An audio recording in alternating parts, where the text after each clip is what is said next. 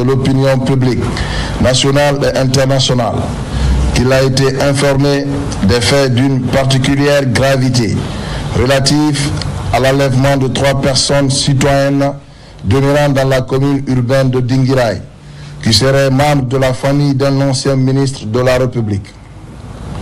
Selon les informations préliminaires portées à la connaissance du ministère public, les 3 victimes auraient été enlevées à leur domicile à Dinguiraye par des individus encagoulés et armés, circulant à bord de 3 véhicules de couleur noire. Les auteurs de ces faits demeurent à ce stade non identifiés. Au regard des circonstances décrites, ces faits sont susceptibles de recevoir les qualifications pénales suivantes, sous réserve des résultats des investigations. Enlèvement et séquestration de personnes, association de malfaiteurs, détention illégale d'armes. Ces infractions sont prévues et punies par les articles 303, 784, 848 et suivants du Code pénal. Ces faits portent une atteinte grave aux libertés fondamentales garanties par la Constitution. C'est pourquoi, conformément aux dispositions des articles 42 et 43 du Code de procédure pénale, le procureur général instruit à Monsieur le procureur de la République, près le tribunal de première instance de Farana, au juge de paix de Dinguiraye et de Dabola, afin de procéder immédiatement à l'ouverture d'une enquête judiciaire approfondie contre X, requérir les services compétents de police judiciaire pour toute investigation utile, identifier, interpeller et déférer devant les juridictions compétentes toute personne impliquée en qualité d'auteur, co-auteur ou complice. Mettre en œuvre toutes mesures urgentes en vue de localiser les victimes et d'assurer leur sécurité. Appel au calme et à la collaboration. Le parquet général condamne avec la plus grande fermeté ces actes criminels qui troublent gravement l'ordre public et portent atteinte à l'autorité de l'État.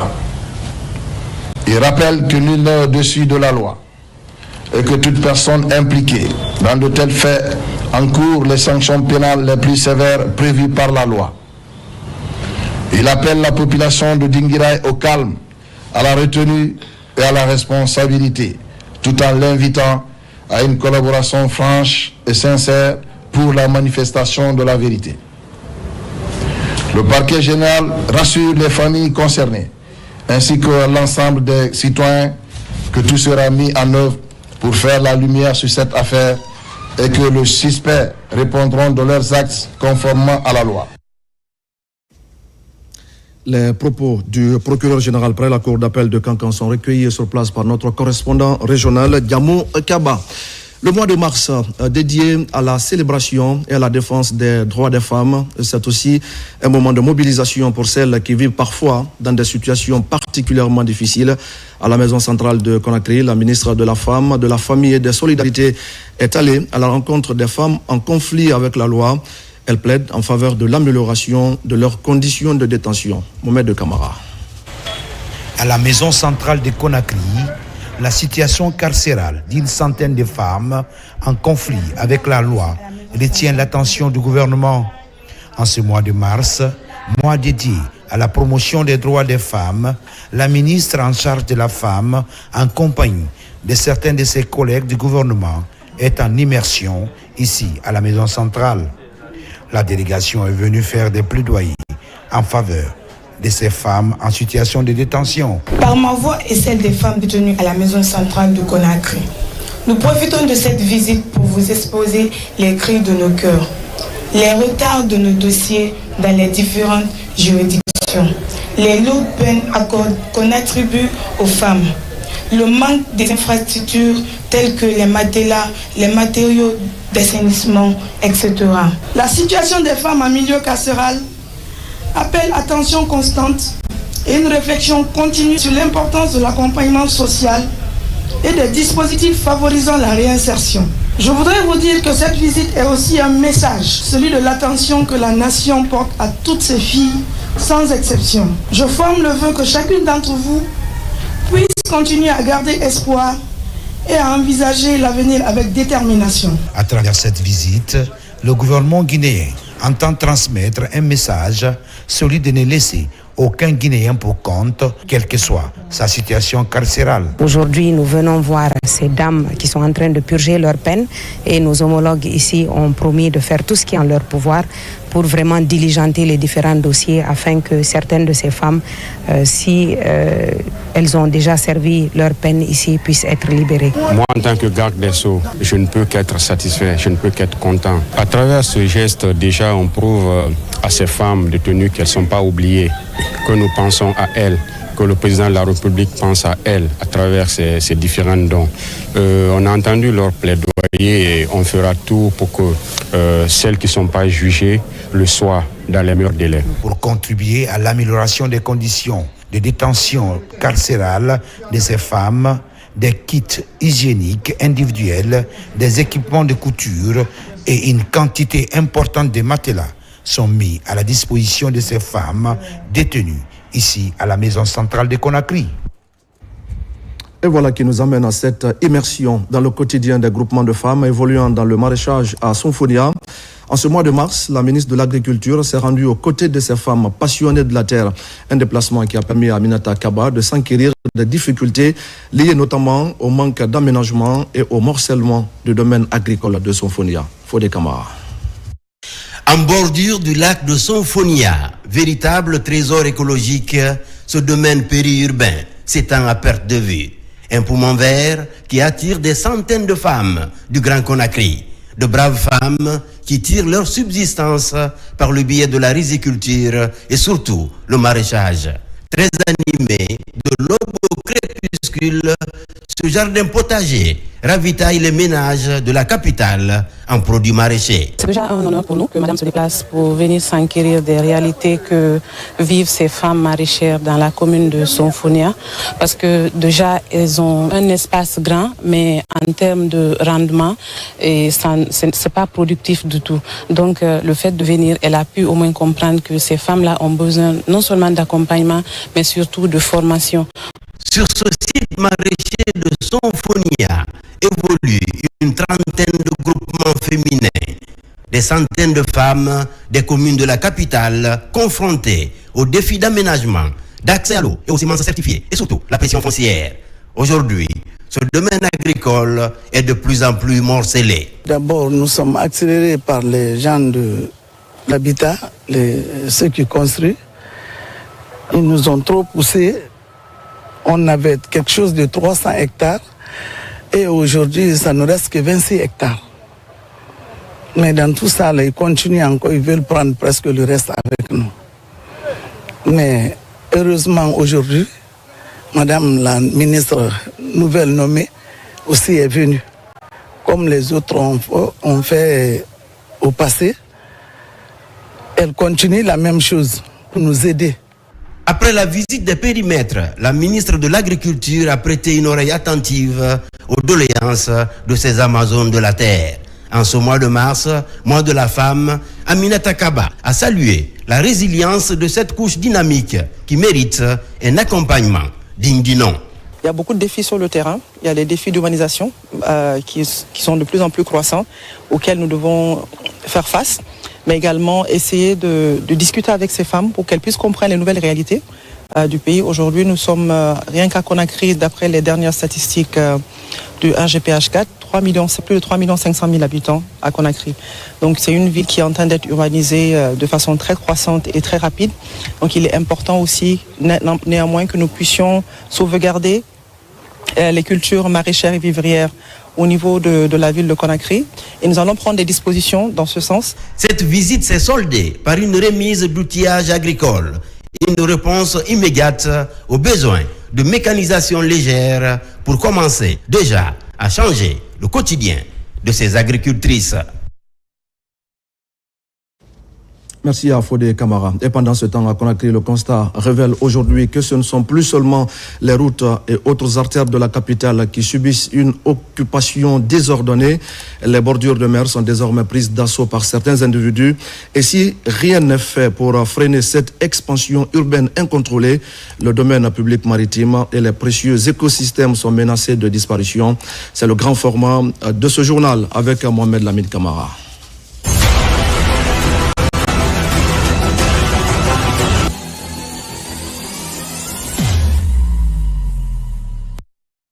Avec une distance de plus de 300 km de littoral, le domaine public maritime guinéen est en proie à l'agression quotidienne. Des pressions menées sous l'œil impuissant des structures en charge de protéger les espaces publics maritimes.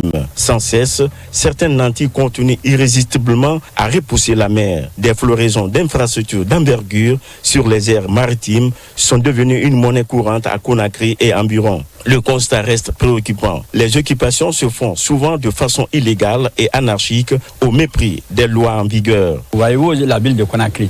Conakry est une presqu'île. Pourquoi il y a la chaleur à Conakry? Parce que la brise marine n'entre pas. Tous les domaines publics maritimes là étant occupés, c'est les nantis qui sont au bord qui bénéficient de la brise marine. Le reste de la population n'en bénéficie pas.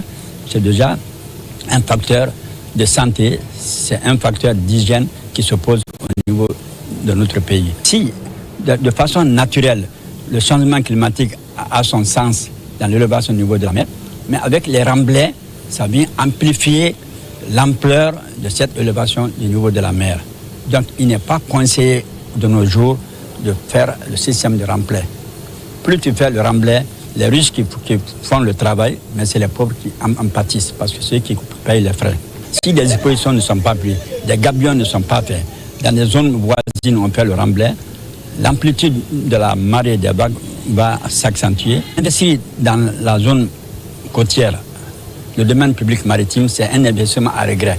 Tôt ou tard, vous serez rattrapé parce que la mer ne va pas cesser d'augmenter de volume. Ici, à Kaporo, par exemple, selon nos informations, cette oasis de mangrove couvrait à peu près tout ce bras de mer.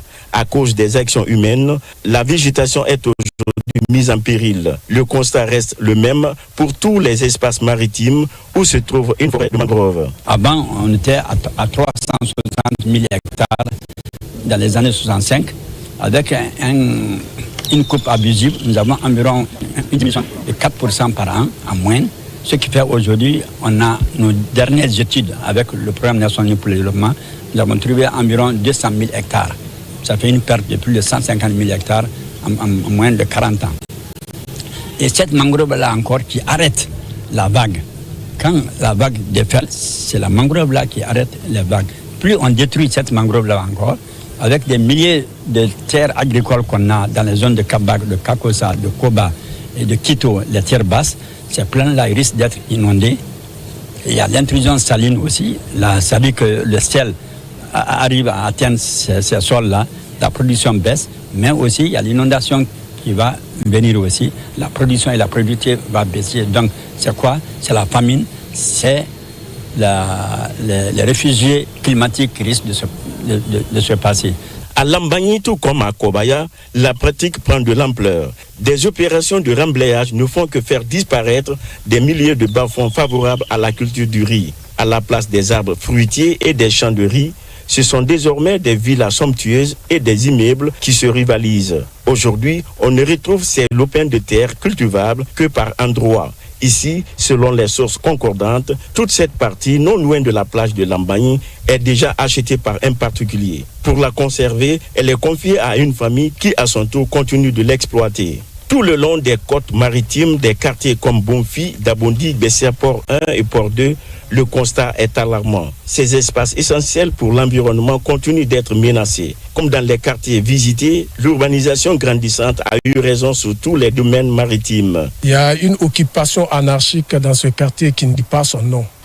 Et sous le regard affaibli des populations de Bessia Port 1, ce qui s'avère vrai, si vous constatez ou bien vous faites des investigations, vous vous rendez compte que les natifs d'ici sont juste derrière ces concessions qui sont devant vous comme ça, là. Cela veut dire que les 80 pieds étaient respectés à l'avance. Mais aujourd'hui, dès qu'il y a l'opportunité, il y a une négociation qui se fait. On vient, on bloque les routes, on pousse la mer, on détruit la faune. Il n'y a pas de passage sur les 20 kilomètres que vous allez voir de Dabondi jusqu'à Bokaras. Vous ne trouvez aucun passage. Tout est bloqué. Ils ne font qu'occuper anarchiquement l'emprise de la mer. Le domaine public maritime est un patrimoine commun national. Il ne peut être insusceptible d'appropriation privée. Pour ce faire, une dynamique de lutte contre l'occupation anarchique et le bradage des emprises publiques maritimes guinéennes par des tierces personnes devrait être engagée pour une meilleure gestion de ce bien. Cependant, ce bien public ne peut être utilisé que pour satisfaire des besoins d'intérêt général. Merci à Mohamed Lamine Camara pour le grand format de ce soir. Au-delà de la réalité que nous venons de voir, il faut dire néanmoins que le visage urbain de la capitale guinéenne est en pleine transformation. Des routes, des logements et des aménagements structurants se multiplient pour moderniser Conakry.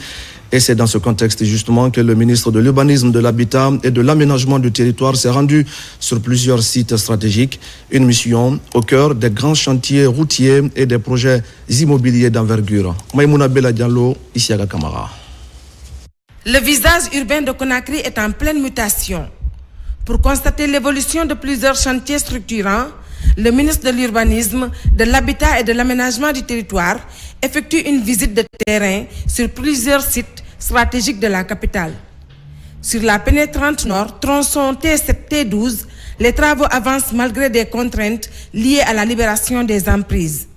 Réalisé par l'entreprise Guiter SA, ce projet routier vise à fluidifier la circulation et à faciliter l'accès aux quartiers périphériques. Le constat est que l'entreprise est en train d'avancer petit à petit, mais nous voudrons vraiment que l'entreprise augmente le nombre de pas pour que nous allons plus vite parce qu'il y a les grandes pluies qui s'approchent. Donc nous souhaitons vraiment que les choses aillent plus vite encore. Et je pense qu'à travers l'appui de M. le ministre, compte tenu vraiment de certains facteurs qui sont là, qui bloquent un peu l'entreprise d'avancer, avec M. le ministre, je pense qu'on prendra des dispositions nécessaires pour pouvoir vraiment évacuer ces difficultés pour que l'entreprise puisse aller très rapidement.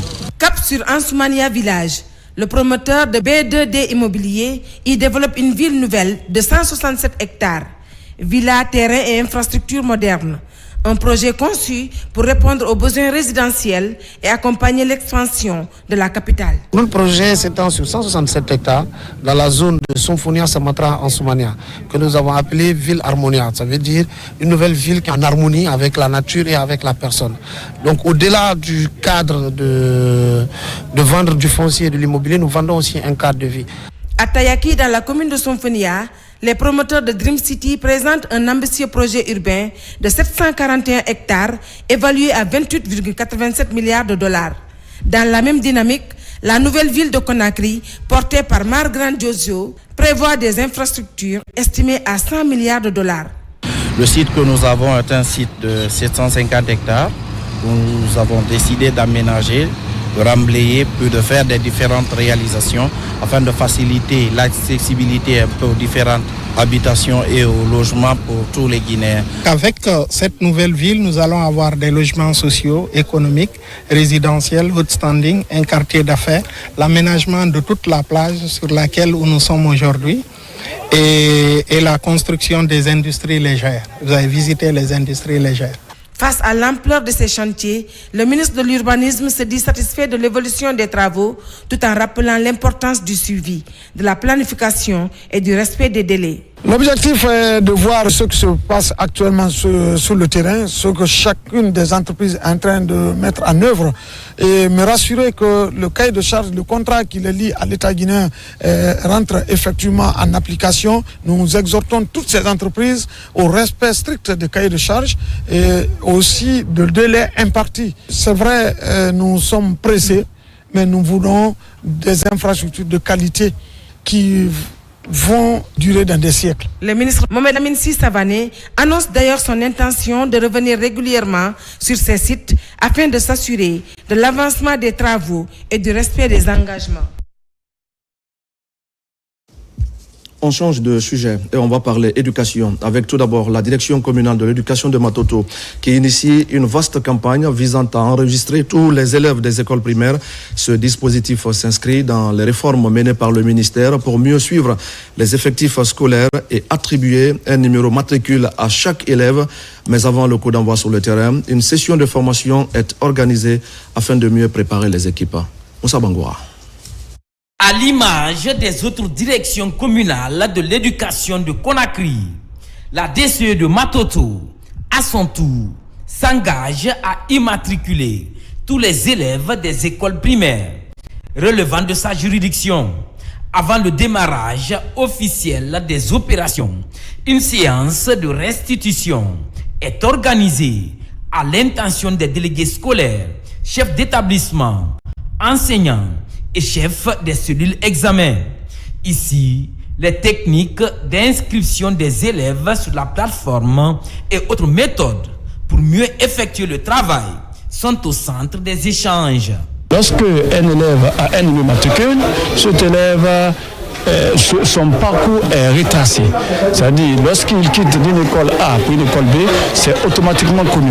Il demande aux directeurs d'école, aux enseignants d'être prêts à faire ce travail dans de très bonnes conditions. Ce processus de digitalisation consiste à donner un numéro matricule à chaque élève, mais également à maîtriser l'effectif des élèves dans les concessions scolaires. Les enfants sont en train de se promener d'une école à une autre sans identité, sans dossier. L'initiative là corrige tout cela. Ça amène les enfants, ça amène les élèves, ça amène les écoles, les chefs d'établissement, les autorités supérieures à une discipline qui est nécessaire aujourd'hui pour l'école guinéenne.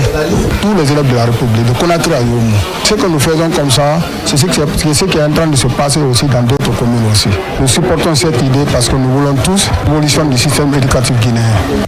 Dans les prochains jours, les machines seront mises en branle dans les différentes écoles publiques et privées de la commune pour le démarrage des opérations de recensement. Et puis une session de formation pour plusieurs délégués scolaires de la région de Bokeh. L'objectif est de renforcer leurs connaissances sur leur mission et sur leurs responsabilités, notamment en ce qui concerne l'accompagnement pédagogique et le suivi du travail des enseignants. L'objectif est d'encourager ces instituteurs et de contribuer à une meilleure formation des élèves. On fait le point sur place avec Younoussa Tawel Kamara, Mohamed Mara et Bintou Touré. Ces dernières années, l'inspection régionale de l'éducation de Bokeh multiplie les formations en faveur des enseignants en vue de qualifier davantage le système éducatif. Cette autre formation, qui regroupe les délégués scolaires de la région, en est une illustration. Il s'agit de renforcer leurs capacités sur leur rôle et responsabilités en matière de suivi pédagogique des enseignants en situation de classe, mais aussi la planification de leurs activités dans le temps. L'objectif de cet atelier, c'est de montrer aux DSE leur rôle et responsabilités, la planification d'un suivi pédagogique et jusqu'au rapport. C'est-à-dire comment planifier un suivi, comment mettre en œuvre un suivi pédagogique jusqu'au rapport.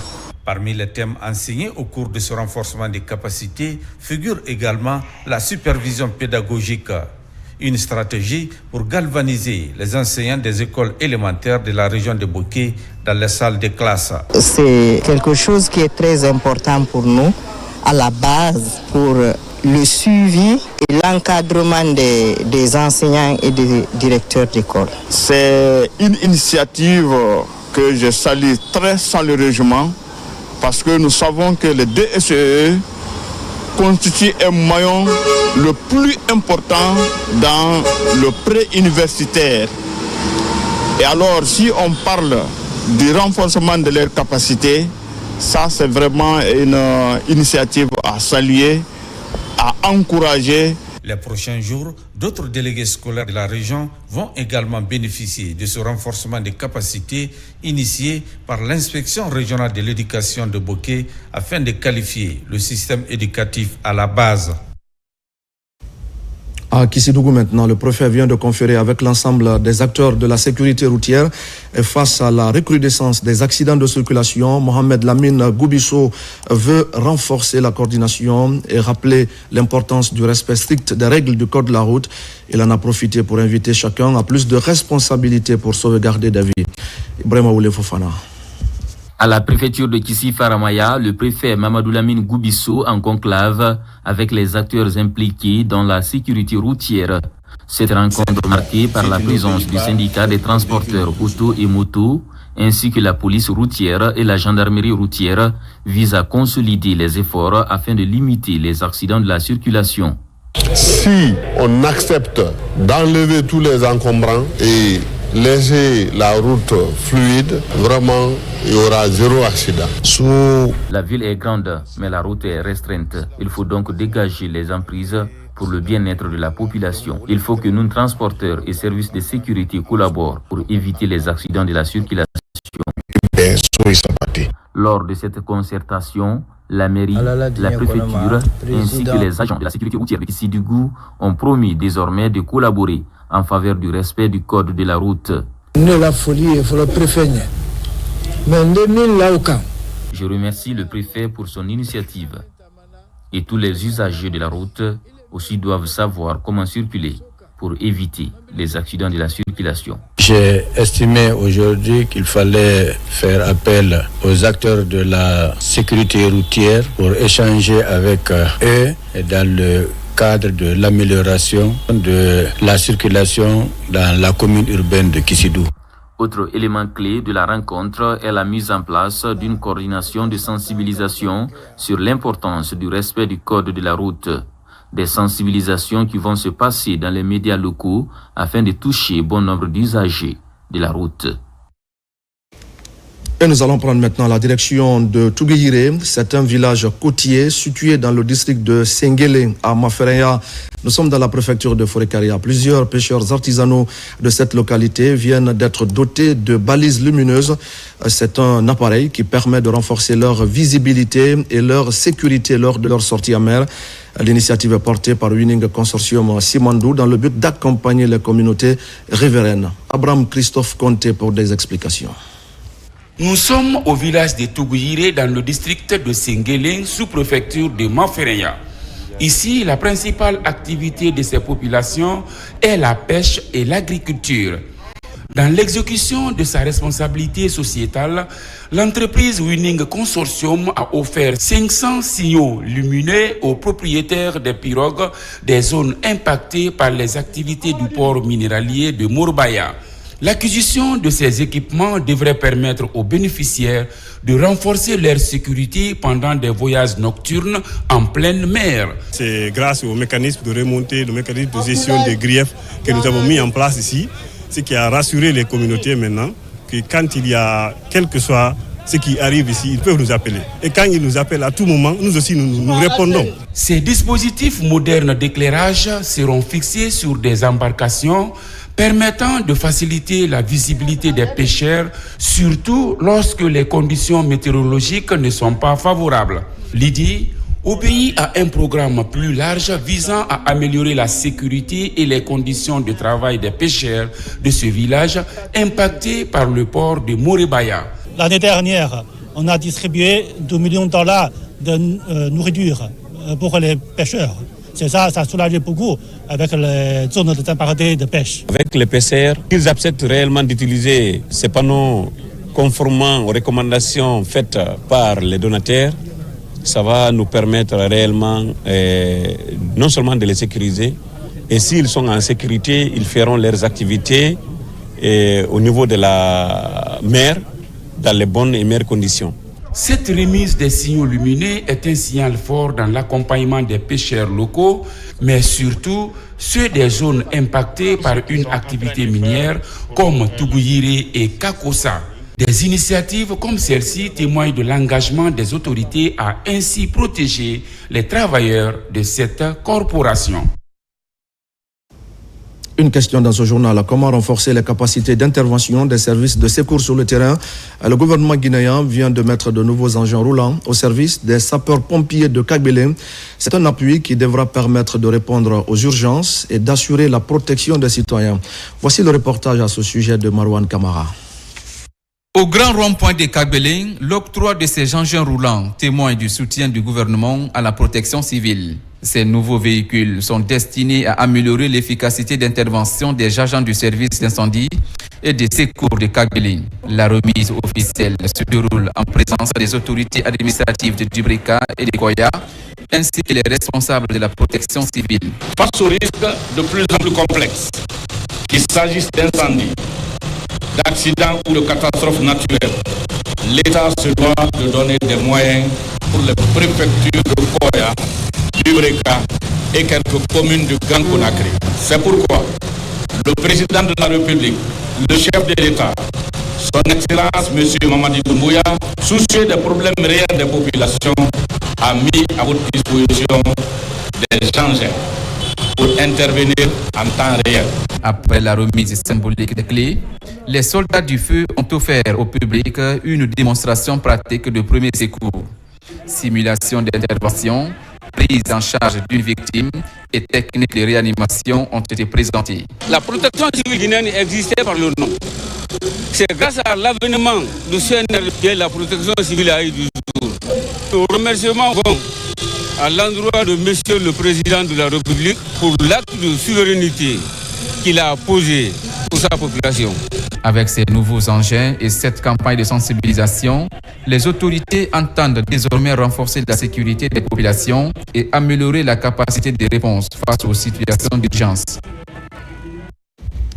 C'est le mois du Ramadan, mois de générosité et de partage. À Dabola, c'est un don d'une importante quantité de denrées alimentaires qui vient d'être fait aux fidèles musulmans de la préfecture. Cette aide est destinée aussi bien à la commune urbaine qu'aux 8 sous-préfectures de la localité. L'objectif est de permettre aux bénéficiaires de vivre ce mois de pénitence dans de meilleures conditions. Mamadou Patibale. En ce mois saint de Ramadan, mois de jeûne et de pénitence, Ibrahima Diané, opérateur économique, accompagne les fidèles musulmans de Dabola à accomplir leur jeûne.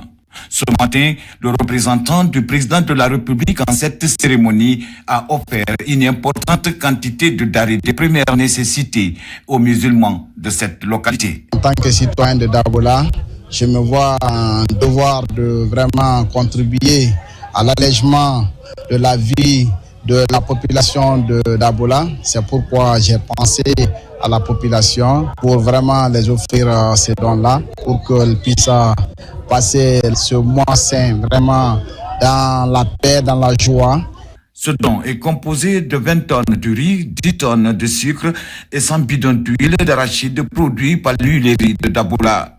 Il est destiné aux populations de la commune urbaine et aux 8 sous-préfectures que compte Dabola. Ce don ira aux bénéficiaires nécessiteux, surtout nécessiteux parce que vous n'êtes pas sans savoir que dans les sous-préfectures, il y a vraiment des gens qui en ont besoin en ce mois de Ramadan, qui n'ont pas même de quoi manger. On va y veiller pour que ce qui est donné parte là où ça doit aller, pour le bien-être de la population de Dabola.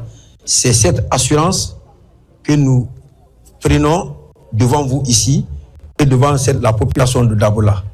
Merci une fois encore et nous vous encourageons. Depuis le début du mois saint de Ramadan, les dons de denrées de première nécessité aux fidèles musulmans ne manquent pas à Dabola. Dans le visage de nombreux bénéficiaires, une lueur d'espoir se dessine à travers cette reconnaissance à l'endroit de cet opérateur économique guinéen. Au même moment, la Fondation Tidjane Koïta pour l'aide et le développement multiplie les initiatives pour renforcer l'unité nationale. Depuis plusieurs jours maintenant, des imams s'organisent pour des prières et des ruptures collectives au domicile du fondateur et à la grande mosquée de Kipé. Le Coran est lu plusieurs fois pour la Guinée et pour le chef de l'État, le président Mamadi Doumbouya. Moussa Koumara. C'est devenu presque un rendez-vous annuel. Autour du livre saint, ces imams venus de la région de la Haute-Guinée implorent la grâce divine pour consolider l'unité nationale. Les versets résonnent, certains murmurent les sourates, et d'autres méditent des enseignements. Un moment qui rassemble et renforce la foi. L'imam, son rôle, c'est de prôner la parole de Dieu et créer l'amour de son prochain. On dit à son prochain, aimer ton prochain comme ce que tu aimes, aimer pour ton prochain, ce que tu aimes pour toi-même. Ça fait partie de l'un de ses rôles qu'il continue à jouer, c'est de faire des prières, faire la sensibilisation dans les mosquées, afin que la population puisse comprendre réellement qu'est-ce que c'est la stabilité du pays. Tout au long de ce rendez-vous spirituel, ces imams ont guidé les fidèles musulmans dans des invocations et des prières collectives. L'initiative de la Fondation Tidiane Koïta intervient à un moment où la Guinée a besoin de stabilité et de paix. Faisons des actions humanitaires, des actions sociales. Quoi de plus noble qu'en ce mois béni de se retrouver en famille, faire une rupture collective. Cette journée de prière collective est couplée à une rupture de jeûne, des repas gratuits pour fédérer les communautés qui vivent ensemble, créer l'harmonie, l'entente et la paix sociale. Même exercice acquis précisément dans cette mosquée Gassamaya. On est très très content et on remercie le donateur, M. Tidiane Koïta, et tout qui peut lui remercier. On a mangé et il y a même des restes du manger. Ce moment symbolique renforce la cohésion sociale et les liens entre les communautés. Je le disais également au sommaire, c'est le rallye Budapest-Bamako. L'on vient d'enregistrer l'arrivée des touristes. Ils sont entrés sur le territoire guinéen à partir de Sambaïlo, dans la préfecture de Koundara. Ils ont fait escale à Labé avant de rejoindre le site touristique de Kilissi à Kindia, le périple de la caravane avec Ousmane Ba. C'est le deuxième passage en 2026 du rallye Budapest-Bamako. Nous sommes à Oundoufourdou, la frontière guinéo-sénégalaise de Koundara. Au fil du temps, le rallye foule le sol guinéen. 497 touristes avec 24 véhicules. Les autorités ont pris toutes les dispositions pour faciliter l'accès à la caravane composée de plusieurs nationalités. Vraiment, on voit les autorités, comment ils ont fait. Comme le premier groupe, on était vraiment bien accueillis, le tout c'était facile et rapide. Et aujourd'hui, on voit la même chose comme la première. Le rallye Budapest-Bamako est l'un des plus grands rallyes humanitaires et touristiques au monde, reliant l'Europe à l'Afrique à travers plusieurs pays. Ce rallye revêt une importance particulière pour notre pays à plusieurs niveaux. Sur le plan touristique, il constitue une vitrine exceptionnelle pour la promotion de la destination Guinée. Sur le plan économique, le passage de ce rallye génère des retombées locales. Après Koundara, le rallye fonce tout droit sur la ville de Karamoko Alpha Moulabé, une halte pour bivouaquer. Entrer à la frontière, c'est très facile, c'est magnifique.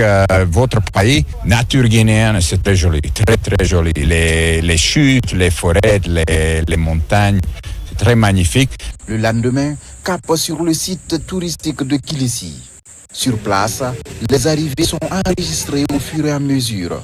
Les uns s'offrent le plaisir d'admirer la nature pendant que d'autres dégustent la gastronomie locale. C'est une réussite totale. Et la bonne annonce, c'est que le rallye Budapest-Bamako sera désormais le rallye Budapest-Conakry à partir de 2029, d'après les organisateurs. Donc en 2029, attendons-nous à recevoir la fin de la course à la République de Guinée. Donc c'est la très bonne nouvelle pour nous. Après 24 heures de transit à Kilissi, le rallye poursuit son raid pour la Sierra Leone, la destination finale. Et voilà, mesdames et messieurs, c'est la fin de ce journal. Merci à tous de l'avoir suivi. Je vous retrouve dans quelques jours pour d'autres actualités de la Guinée, notre paradis, terre de richesse et d'innovation. Bonsoir à tous.